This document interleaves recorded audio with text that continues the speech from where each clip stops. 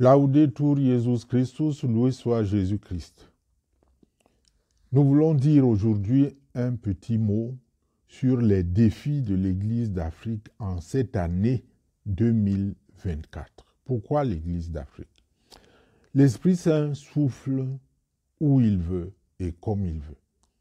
Et il semblerait vraiment qu'actuellement, l'esprit de prophétie souffle en Afrique, notamment par le biais des apôtres africains d'aujourd'hui, les porte-paroles de l'Église en Afrique aujourd'hui, qui essayent autant qu'ils peuvent de faire entendre la voix de l'évangile authentique. Alors, en sa qualité d'espoir pour demain, en sa qualité de force montante, l'Afrique devrait pouvoir saisir l'occasion du synode romain de 2024 pour impacter à nouveau le monde chrétien de l'évangile authentique. Je suis sûr que beaucoup de nos auditeurs ne savent pas que durant les 6 premiers siècles après Jésus-Christ, l'essentiel du monde habité au-dessus du Sahara était chrétien. De la Somalie en Mauritanie, en passant par l'Éthiopie, l'Égypte, la Libye, la Tunisie, l'Algérie et même le Maroc. Certaines de ces contrées furent d'ailleurs évangélisées directement par les apôtres eux-mêmes ou leurs disciples immédiats. On cite de très grandes figures de l'Église parmi les pères qui ont mené une intense activité apostolique dans ces régions-là entre le 2e et le 4e siècle. Des noms qui reviennent habituellement: Origène, Athanase, Cyprien, Tertullien, Cyril et le grand Augustin, bien évidemment. Saint Marc lui-même, l'évangéliste, dont le texte s'avère être le plus ancien des évangiles, n'était-il pas évêque d'Alexandrie? Des fresques de la Sainte Vierge datées du 1er siècle ont été trouvées et ont pu être attribuées à Saint Luc par des sources assez fiables. Et cette fresque-là, on en a trouvé en Égypte et en Éthiopie. Alors on peut toujours dire qu'elles ont été importées, de même qu'on peut dire que Marc et Luc n'étaient pas des Africains d'origine. Quel que soit le cas, il s'agit là des apôtres qui ont été parmi les premiers à évangéliser l'Afrique. Maintenant, il faut remarquer que l'Éthiopie elle-même a connu l'évangélisation de l'apôtre Philippe. On connaît l'histoire. Plus proche, faut-il dire plus proche, disons que les régions berbères ont eu la primeur des papes africains à Rome.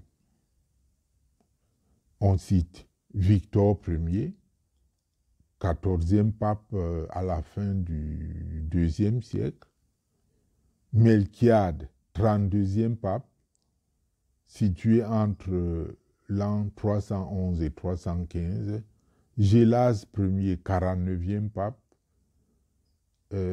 au 5e siècle, vers la fin du 5e siècle. Ce n'est pas de la fiction, c'était bien des Africains.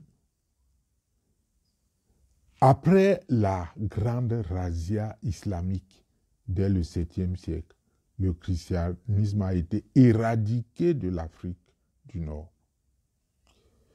Il n'est resté qu'une poche présente en Éthiopie, où le christianisme était la religion de l'empereur.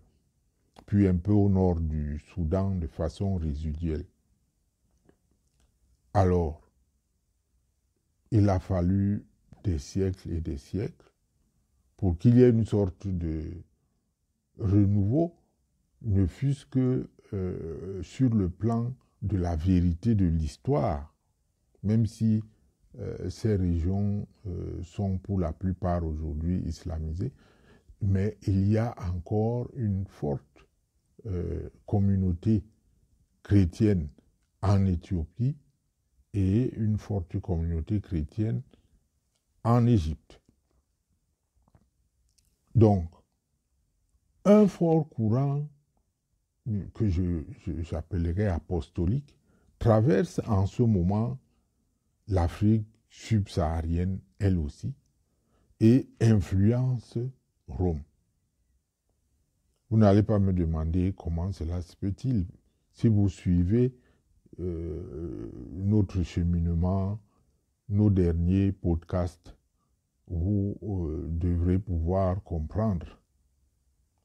La sécularisation de l'Occident pourrait bien avoir comme remède la mission africaine. Pourquoi pas? Au plus haut niveau, l'Afrique pourrait bien infléchir, n'est-ce pas, la forte tendance moderniste qui diffuse cette fameuse dictature du relativisme dont nous parlons ces derniers temps. Cette dictature qui prône une certaine tolérance des pratiques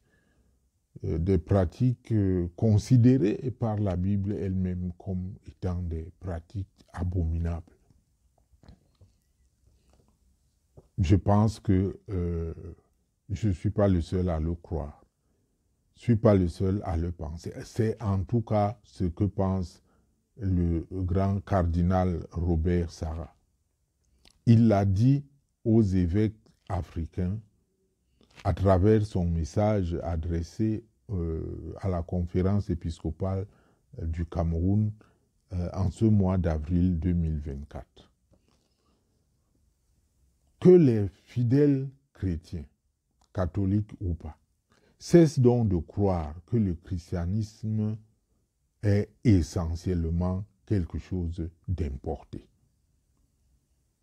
Le christianisme n'est pas pour l'Afrique qu'une sorte d'arme coloniale. Nous en sommes des bâtisseurs. Il faut étudier l'histoire de l'Église et se rendre compte que l'Évangile n'est pas arrivé en Afrique par la main du colon, mais plutôt par la prédication apostolique.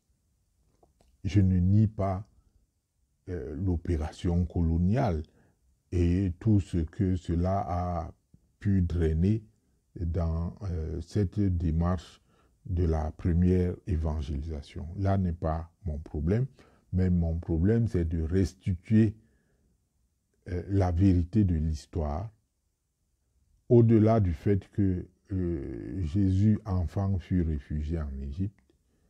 L'Afrique a été évangélisée premièrement par les apôtres.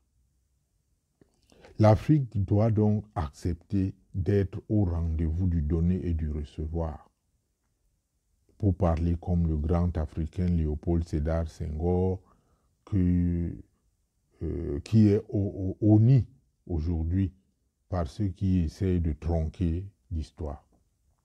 Nous avons à donner, nous aussi, à l'Église, non pas seulement à recevoir. Et donc, soyons très attentifs aux appels de l'Esprit et de l'Épouse en cette année 2024. Maranatha, loué soit Jésus-Christ.